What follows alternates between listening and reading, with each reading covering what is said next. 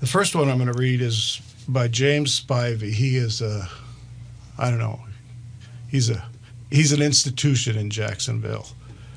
He was a teacher.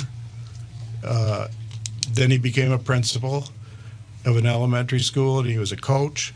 He was all those things before he retired. Currently, unfortunately, he's in home hospice, and so any of you who know James, keep him in your prayers. Yes. He's an amazing man. His most outstanding feature is a rare one. He's an encourager of people.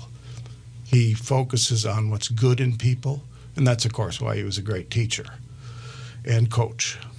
Okay, here's a poem of his called My Daddy. This old road my daddy traveled many times when he was alive. Now he and my mother are at rest, lying close to it. Farm Road 855. When I look back across the years as a young boy, I remember Daddy and I chugging down that road filled with anticipation and joy. Stopping for horny heads and shiners, we seined the cold creek, causing my feet to shiver. Then he cranked up the old green DeSoto, and we headed to the river. For me, it was a paradise down in the woods where we would camp out.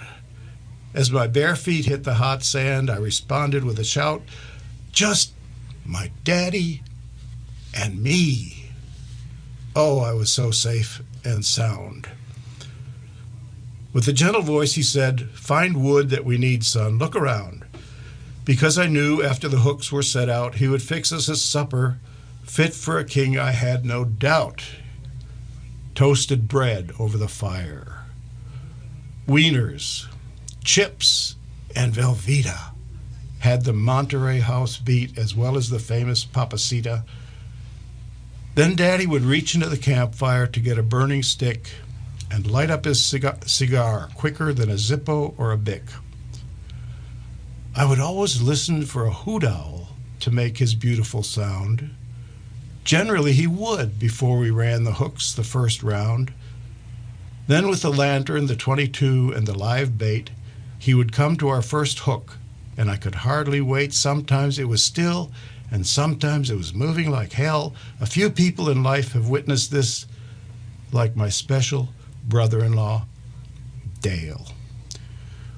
We've got one son, my daddy hollered out as he planted his bare feet on the slick river bank, and all, he landed him often on the bottom of his seat. Lots of good times and memories at the Uncle Pete place. I remember your sweet voice, Daddy, and your handsome face. So as I bring these beautiful memories of yesterday's back, I wouldn't trade them for money or a brand new Cadillac. What I love about this poem is it shows, and I've had this experience, and many men I'm sure have had, the importance of doing things just with your father. Just with your father, being with him. Men bond that way. It's not through talking so much, just being with a male like your dad. It's a beautiful, especially since our culture these days doesn't, well, how to put it, doesn't focus much on the value of fathers.